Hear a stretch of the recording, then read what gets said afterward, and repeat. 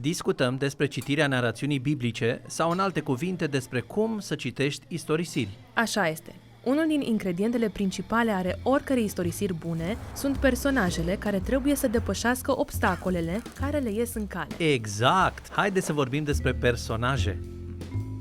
În majoritatea istorisirilor ne este ușor să ne identificăm cu personajele pentru că, întocmai ca și ele, și noi trăim în propria noastră istorisire și avem propriile conflicte de depășit. Exact. Istorisirile bune ne prezintă personaje cu probleme pe care le putem înțelege și le putem vedea nu doar reacțiile diferite în fața acestor probleme, ci și ce se întâmplă în urma lor. Prin personaje, un autor ne arată viziunea sa despre ce înseamnă să fii om. Biblia nu este cu nimic diferită. Istorisirile biblice se folosesc de personaje ca de o oglindă pentru a ne permite să ne vedem pe noi înșine și pentru a ne descoperi propria natură umană. Problema cu personajele din Biblie este că nu e ușor să te identifici cu ele. Adesea, ni se oferă foarte puține detalii despre ele. Autorii biblici construiesc personajele în mod diferit față de narațiunile moderne. Ei preferă să comunice mult prin detalii puține. De exemplu, rareori ni se spune în Biblie cum arată personajele, dar atunci când ni se spune acest detaliu, el are o importanță crucială în istorisire.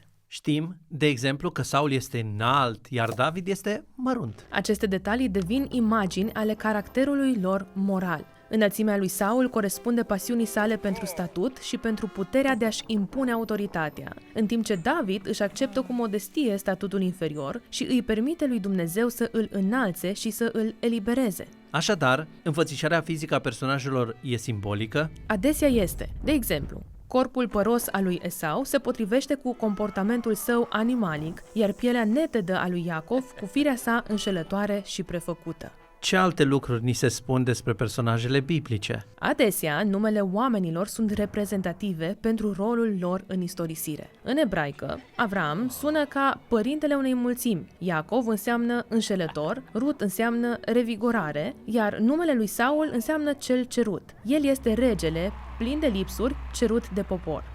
Deci, pentru că istorisirile biblice condensează atât de mult sens în atât de puține detalii, ele reușesc să spună foarte mult în doar câteva cuvinte. Ba chiar lasă pe din afară detalii pe care cititorii moderni ar vrea să le știe despre aceste personaje. Foarte rar se întâmplă să ni se spună care sunt gândurile și motivațiile oamenilor. Ca atunci când Moise ucide pe loc un egiptean care îl bătea pe un israelit.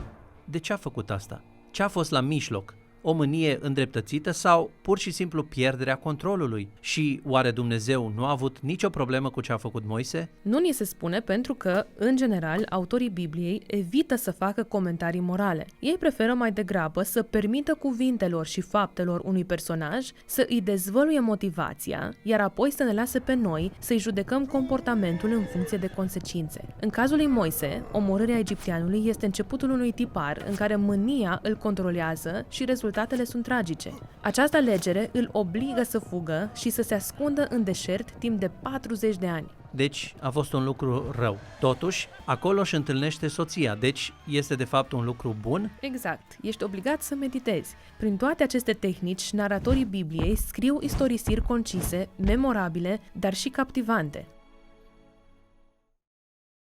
Dar, serios, a fost Moise bun sau rău? E greu să-ți dai seama, nu-i așa? În istorisirile clasice există întotdeauna un personaj bun și unul rău, un erou admirabil care se confruntă cu un răufăcător groaznic. Sigur, astfel de personaje simpliste sunt de folos pentru a-i învăța pe copii că există bine și rău. Dar Biblia nu este o carte pentru copii. Personajele sale sunt foarte complexe, un amestec de bine și rău, ca noi toți, de altfel.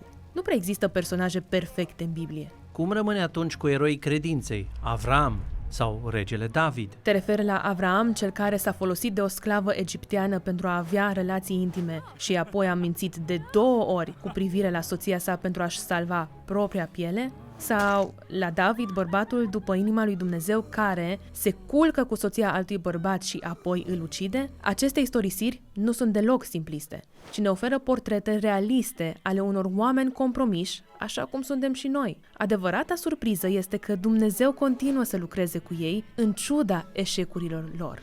Doar pentru că o persoană este chemată de Dumnezeu, câștigă o bătălie, are succes sau se îmbogățește, nu înseamnă că autorul biblic îmi spune că ar trebui să mă comport ca ea. Așa este. De fapt, ar fi foarte periculos să imităm aproape orice personaj biblic. Adevărat, dar nu se poate să nu fie ceva admirabil la aceste personaje biblice, ceva ce să pot imita. Categoric. Dacă ești atent, vei observa că în cele mai multe istorisiri biblice, personajele au momente în care dau greș sau ajung la capătul puterilor și atunci aleg să se încreadă în mod radical în harul și în înțelepciunea lui Dumnezeu. Astea sunt istorisirile în care autorii ne arată cum, prin smerenie și capitulare, putem fi oameni plăcuți lui Dumnezeu. Faptul că Dumnezeu rămâne loial personajelor biblice este o declarație puternică a răbdării și a dragostei lui Dumnezeu, care este și el tot un personaj. Așa este. Studiind personajele biblice, ne putem observa cele mai condamnabile predispoziții și vedem, din nou și din nou, răspunsul plin de îndurare al lui Dumnezeu care duce această istorisire până la capăt.